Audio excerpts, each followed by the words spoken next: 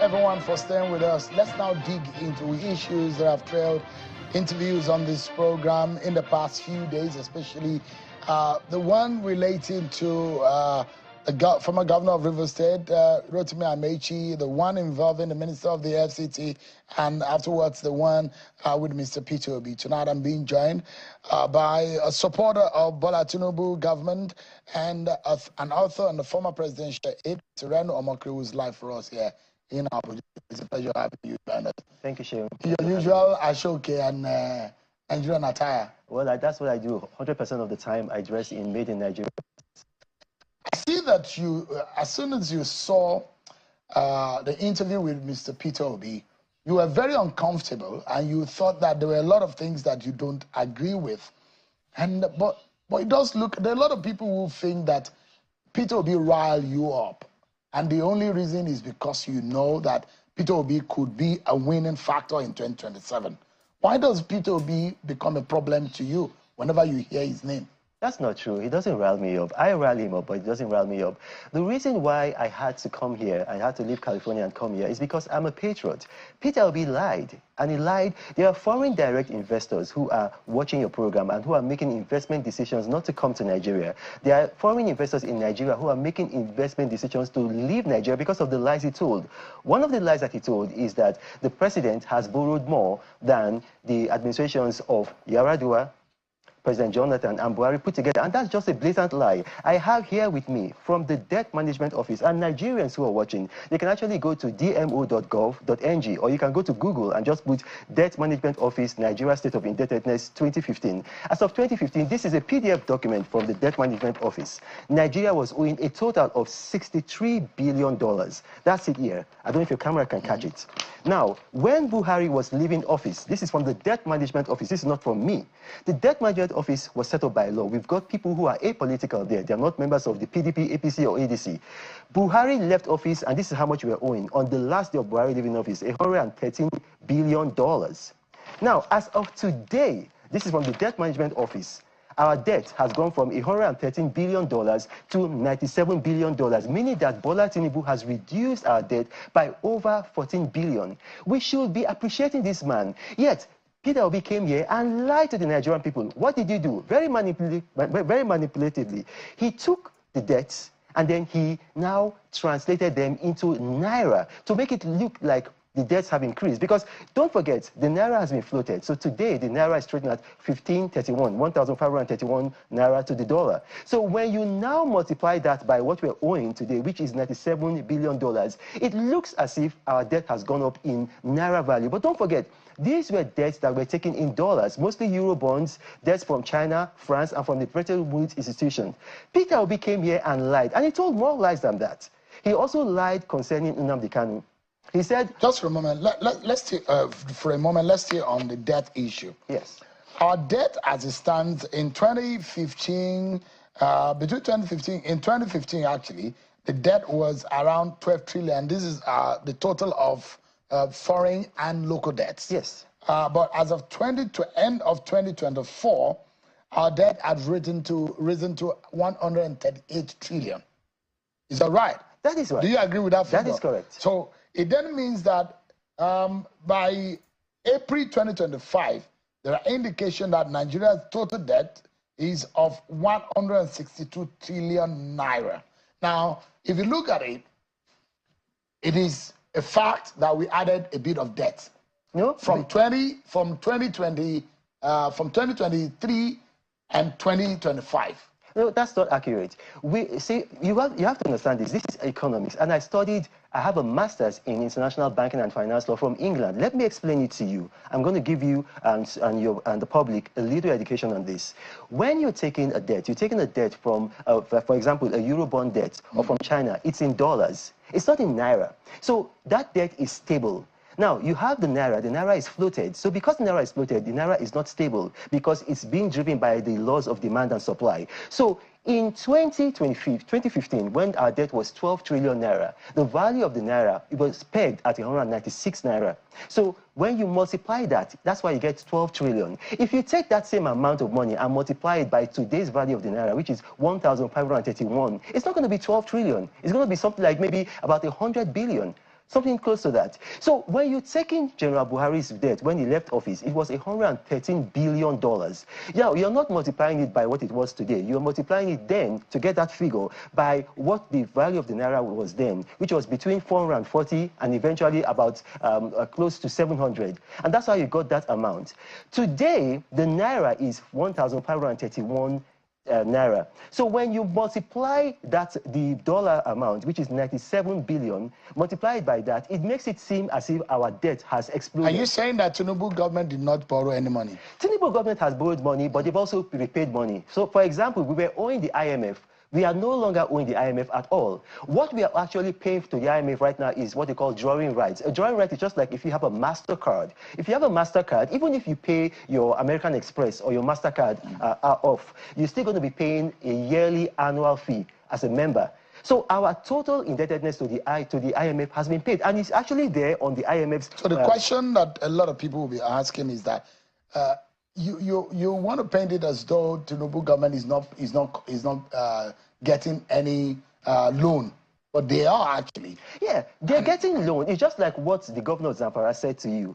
People are leaving the PDP. People are joining the PDP. Yes, this government is taking loans, and this government is also paying loans. So the government is paying more loans than they are taking. That is why our debt has reduced. So let's ask ourselves a question. Just remember, let's ask ourselves a question.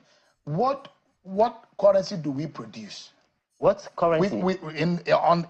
In Nigeria, in what currency do we produce? We produce in the naira. In naira. Yeah. So if we are going to convert and pay any debt, are we not going to take that same naira to convert it to dollar to pay our debts? That doesn't make sense. If you're taking a domestic debt, then that's when that happens, because you're taking a domestic debt in naira. But when you are paying, whichever currency that you take the debt, you are paying in that currency. Yes. But so, I am saying to you, your earnings is mostly in what?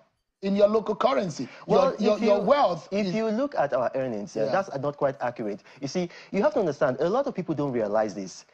Only 15% of Nigeria's GDP is oil and gas. However, oil and gas is more than about maybe something like 75% of our foreign exchange earnings. So we are earning in dollars. For example, even if you're going to the port, the Nigerian Ports Authority, the Nigerian Ports Authority is earning in dollars. So we have a lot, we're earning in dollars. But the point I'm trying to make, Seun, let's not complicate things for your audience. If you borrow from a Nigerian bank in naira, you pay back in naira. If you borrow from the Eurobond or from China or from France or from the Bretton Woods institutions in dollars, you pay back in dollars. As at today, our total indebtedness has actually reduced. It has reduced from $113 billion to $97 billion. Peter Obi came to your program and lied. That was a lie. It was an economic sabotage to Nigeria. And the man knew this. If he did not know that, that means he's ignorant, and that means that he shouldn't be running for office. He also told other lies. He told lies about Nnamdi Kanu. He was asked a question by you, and he said... No, I don't want us to go yet away from economy. Okay. The economy of this country, the productivity level of this country, there are major levels of the economy that are being weakened or troubled. One is the capacity of production, which inflation and the rest, all major indices of our economy are in the negative. That's not true. I said major of our economy indices are in the negative. Well, that's not true again. Okay. I mean, I did in fact. I don't deal in opinions. So let's look at it. What are your unemployment figures? Well, the unemployment figures in Nigeria has actually improved. Now, please, allow me to land. Okay. But the major thing you want to talk about, you talked about production. We are not talking about now. When you're talking about production, in Nigeria, we have a surplus of $14.1 billion. That has never happened before. What that means is that we are now exporting more than we are importing. That is a major plus. Not just that, we had a 3.84 GDP growth rate last year. When did we have that? We had 2 recessions under Buhari. Have we had a recession now? And not just that, if you look at it now steadily, the inflation rate has been reducing. That's because the policies put by this administration are working. After the rebasing. Yeah, no, the rebasing has not happened. The rebasing is going to happen. I think the rebasing is coming up next week, they said. But what was the inflation rate when Bola Tinubu got into office and now? Well, the inflation rate when Bola Tinubu got into office was quite high under Buhari. I think what you're trying to talk about was the inflation rate under Jonathan, which was at single digits. So let us focus on production, because you talked about production. The best factor to gauge production is your trade surplus, because that's what is that's what. So in your own view, you think that the economy is doing better under Bola Tinubu? It's not on my own view. I'm talking about the facts. The facts are there. We are exporting. Where were we pre-Bola Tinubu and now? Yeah, pre-Bola Tinubu and now, our debts have reduced, our production has increased. The all-share index of the Nigerian Stock Exchange has hit 3 times all-time high. As a matter of fact, last year we overtook Argentina as the most profitable stock market in the whole world. Right now, we are the second most profitable stock market in Africa after Zimbabwe. What do you say to our exchange rate? Our exchange, and see, that is the thing, that is a form of the economic illiteracy of a lot of people. Our exchange rate has never been 196 or 400 naira. At that time, our exchange rate was being subsidized. People make the mistake. They forget that the subsidy on the naira was actually higher than the subsidy on fuel. We were spending about $1 billion every month on fuel, but we were spending $1.5 billion every month to subsidize the naira. And that was what was keeping the naira at that rate. It was not the real value of the naira. When Bola Tinubu came in, he said, no, that cannot happen, because we were not using that subsidized naira to do things that were going to be valuable for the economy. Please let me land. Mr. Omokri. No, please let me land, please. We are using that, we were freeing it away. So he said, this is what happens in America, this is what happens in the United Kingdom. We are going to float the currency and allow the laws of demand and supply determine the naira rate. That is not devaluation, that is flotation. Devaluation is when, like what happened in Egypt, you peg your currency at, say, maybe 200 Egyptian pounds to $1. And then you come out and say, okay, no, I'm going to now peg it at 400. That is devaluation. What happened in Nigeria is flotation. And that is now, the market is now determining the naira's value. So in your own analysis, and you say that the economy has done better under President Bola Tinubu in the last 2 years, but what happens to the purchasing power of the average person? What happens to the livelihoods of the average person? What happens to the ability of the person to be able to feed and transport? Well, should we continue to go into debt because we want to now start to give our people an artificial luxury? We were borrowing so much under General Buhari. Don't forget, the reason why Godwin Emefiele is in jail is because we took a loan of 28... He's under trial. Well, he's in jail. That's why I didn't say prison. There's a difference. When you're under trial, they put you in jail. When you have been convicted, you go to prison. There is a reason why Godwin Emefiele is in jail, because he took loans of 28 trillion naira without informing the National Assembly. What were they using that money to do? They were using that money to artificially inflate the value of the naira. And so we were living in a fool's paradise. Bola Tinubu has taken that away, and now we are now living at our own means. So we cannot be borrowing because we want to give our people food. We have to produce, and that's why we are now producing now, because exports are going up. Imports are reducing. We now have, like I said before, a $14.1 billion straight surplus. What about the impression on the average person? That's the question I asked you. Yeah, the thing is, the impression on the average person is this: we have to look inward. Look at me. And continue to suffer. No. The person that is in pain. Please, allow me answer your question. Allow me answer your question. We have to look inwards. Look at me. Everything I'm wearing from head to toe is made in Nigeria. That's good for our economy. Not taking $4 billion. To look at we are a country. One of the world's largest proven oil and gas reserves. But Venezuela is a basket case. We were going that way if not for Bola Tinubu, who said, no, we cannot keep on borrowing because we want to please people. We have to leave. Oh, of course, Bola Tinubu. Look, everything that Bola Tinubu is doing are the things that both Peter Obi and Waziri Atiku said they were going to do. They said they were going to remove fuel subsidy. In fact, Peter Obi, and I've got the tape, you can watch it on my social media platform. He said, I'm going to remove fuel subsidy immediately. The same thing that Waziri Atiku said. Bola Tinubu has done it. Both of them said they were going to float the naira. Bola Tinubu has done it. Both of them said they were going to devolve power from the federal to the local government. Bola Tinubu has done it. But why does it look like Bola Tinubu is losing popularity? Listen, that That is always the case in Nigeria. The best predictor of the future is the past. In every administration, where you have the two-way mark of your first term, when people are feeling the effects of your reform, they're going to have that kind of feeling. But by the time the government gets to the three-way mark, this is history. It happened to General Obasanjo. It happened to, because Yar'Adua did not have that because of the sickness. It happened to President Jonathan. It happened to Buhari, even worse than is happening to Bola Tinubu. And we are beginning to see things are getting better. Look, your governor was talking about it. The agricultural input of Nigeria has improved. So things are going to get better. Listen, can I say this? Nigeria is not going to get to El Dorado overnight, but we are going to get there over time. So let me ask you. Please, I'd like to talk about the lie that Peter Obi said about Nnamdi Kanu, because it was a dangerous lie. What upset you about that? He said, no, I mean, I wasn't upset. It was the lie. He said that the trial of Nnamdi Kanu does not make sense. Listen, I played you a video which we cannot play because of the NBC. Can you testify that you heard the video? Can you tell your audience? Yeah, I heard the video. Now, you heard him telling his supporters to kill policemen, to kill soldiers, to burn down Lagos. After he gave that video, do you know how many police and how many soldiers have died in the southeast? Over 50. As a matter of fact, there was a couple, an army couple, you know, her name was Gloria Matthews, her husband was Linus. They were killed and beheaded in Imo. Do you know who killed Ahmed Gulak in Imo? Who killed Harira Jibril with her 4 underage children? 160 police stations were shut down in the southeast. Why? Because IPOB, UGM, unknown gunmen, and ESN, they attacked them. They killed over 24 policemen. And then you are saying that the trial of a person who ordered this does not make sense. Look, as I speak to you right now, Finland is trying Simon Ekpa. Simon Ekpa is not even as guilty as Nnamdi Kanu. He has not done a half of what Nnamdi Kanu has done. Is Peter Obi going to tell the Finnish government that the trial... Nnamdi Kanu is still not found guilty yet because he's facing trial? Yes, but I can give my opinion. This is not facts.